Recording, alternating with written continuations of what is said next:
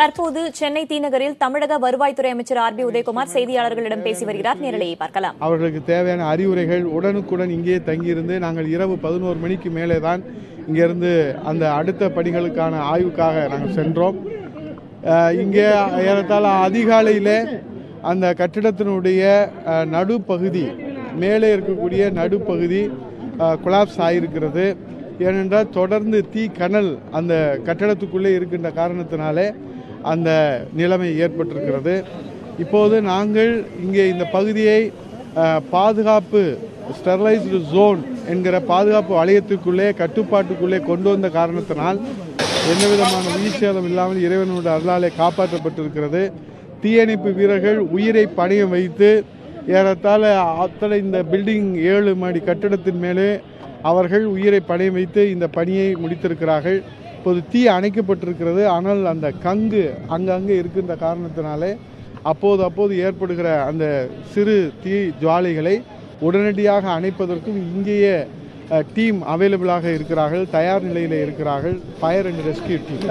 இந்த அடுத்த கட்டமாக இப்போது நாங்கள் செய்கின்ற பணி எங்களுடைய கமிஷனர் ஆஃப் ரெவென்யூ அட்மினிஸ்ட்ரேஷன் தலைமையில் தீயணைப்பு வீரர்கள், காவல்துறை வீரர்கள், நம்முடைய பொதுப்பணித்துறையினுடைய உயர் அலுவலர்கள் இங்கே வருகை தந்திருக்கிறார்கள், முகாமிட்டிருக்கிறார்கள். In addition to that expert and technical team அதிலே அனுபவம் பெற்றவர்கள் இங்கே அழைக்கப்பட்டிருக்கிறார்கள். குறிப்பாக சாந்தகுமார் ஐஐடி அவர் இங்கே அழைக்கப்பட்டு அவரும் ஆய்வை மேற்கொண்டிருக்கிறார்கள். இந்த கட்டிடத்தை நாங்கள் இன்ஜினியர் அனைத்து பொதுப்பணித்துறையினுடைய உயர் அலுவலர்கள் இன்ஜினியர்கள் வரவழைக்கப்பட்டிருக்கிறார்கள்.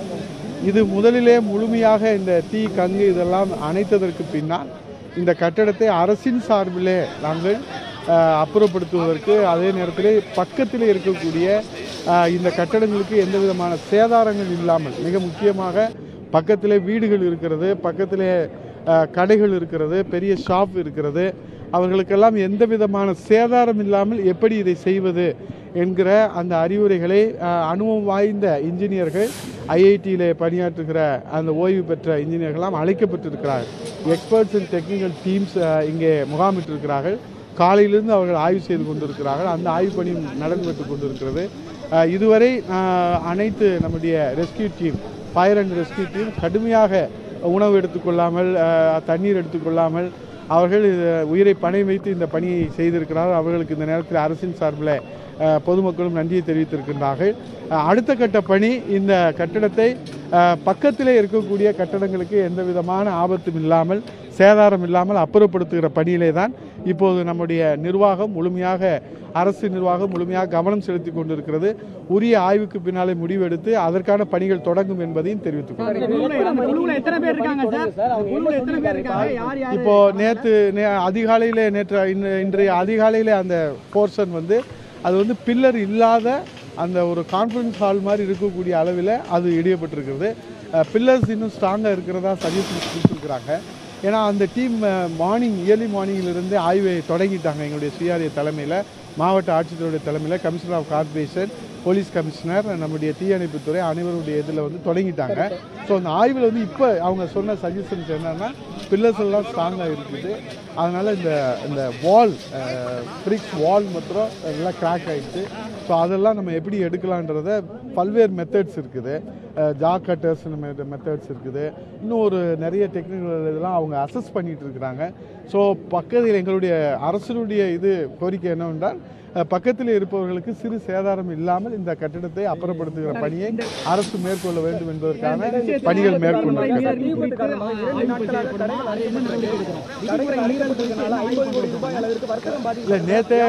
நேற்றே நாம் சொல்லியிருக்கோம். இல்லை, இப்போ இது ஒரு விபத்து ஏற்பட்டிருக்கிற போது விபத்துக்கான அந்த கால அவகாசம், அந்த நிவாரணத்திற்கு கால அவகாசம் தேவைப்படும். இப்போது முழுமையாக நம்மளுக்கு முதல்ல பாதுகாப்பு முக்கியம். வியாபாரம்ன்றது எவ்வளோ முக்கியமோ அதே அளவில் பாதுகாப்பு என்பது மிக மிக முக்கியம். மனிதனுடைய உயிர் என்பது மிக முக்கியமானது. அந்த அடிப்படையில் தான் தேவையான அளவு தான் பாதுகாப்பு நடவடிக்கைகள் இங்கே அந்த சுற்று வட்டார பகுதியில் இருக்கிற மற்ற பகுதியெல்லாம் வியாபாரம் நடந்துட்டு இருக்கு. இப்போ நீங்கள் பார்த்தீங்கன்னா அந்த ரோட்டில் சரவண பவனில் அங்கே சாப்பாடு நடந்துக்கிட்டு தான் இருக்குது. ஸோ இந்த பகுதியில் மாத்திரம் ஸ்டெர்லைஸ்டு ஜோன் என்று சொல்லக்கூடிய பாதுகாப்பு வலயத்துக்குள்ளாக இந்த பகுதியில் மட்டும்தான்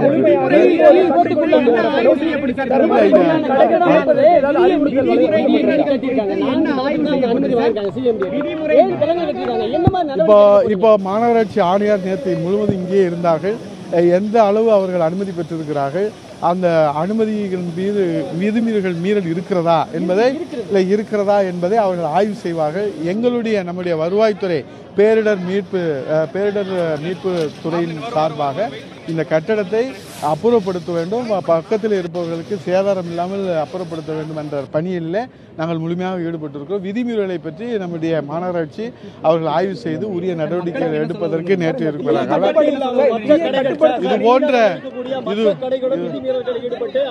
இது போன்ற விபத்து ஏற்படக்கூடாது. நம்ம கவனக்குறைவாக இருந்தால் இது போன்ற விபத்துகள் ஏற்படாமல் தவிர்க்கப்பட வேண்டும். மக்கள் மிகவும் கவனமாக இருக்க வேண்டும்.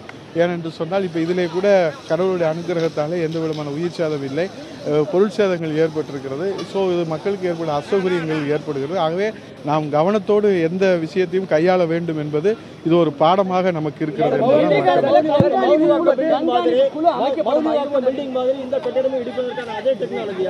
இல்லை, இது அந்த உங்களுக்கு நியரஸ்ட்ல எந்த பில்டிங்ஸ் கிடையாது.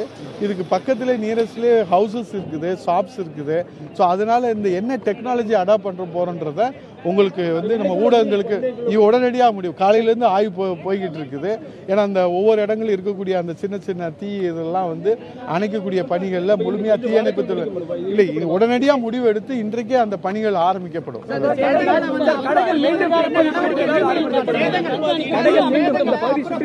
உடனடியா இப்போ வியாபாரம் இது மக்கள் அன்றாடம் இதை நம்பி வருகிற மக்களுக்கு உடனே நம்பிக்கை ஊட்டுவது மிக விரைவில் வியாபாரத்தை தொடங்குவதற்கான அனைத்து வகையான ஏற்பாடுகளையும் மாண்புமிகு புரட்சித் தலைவர் அம்மாவுடைய அரசு அனைத்து உதவிகளையும் செய்வதற்கு இன்னும் கொஞ்சம் போதுமான அவகாசம் தேவைப்படுகிறது. அது இன்று மாலை என்று நாம் சொல்ல முடியாது. ஏன்னா இந்த டிப்ரீஸ் எல்லாமே மொத்தமாக எடுக்க வேண்டியது இருக்கு. அந்த பணிகள்லாம் உடனே தொடங்கிடுவாங்க. ஆய்வை முதற்கண்டு டிசைட் பண்ணிட்டு உடனே தொடங்கப்படும்.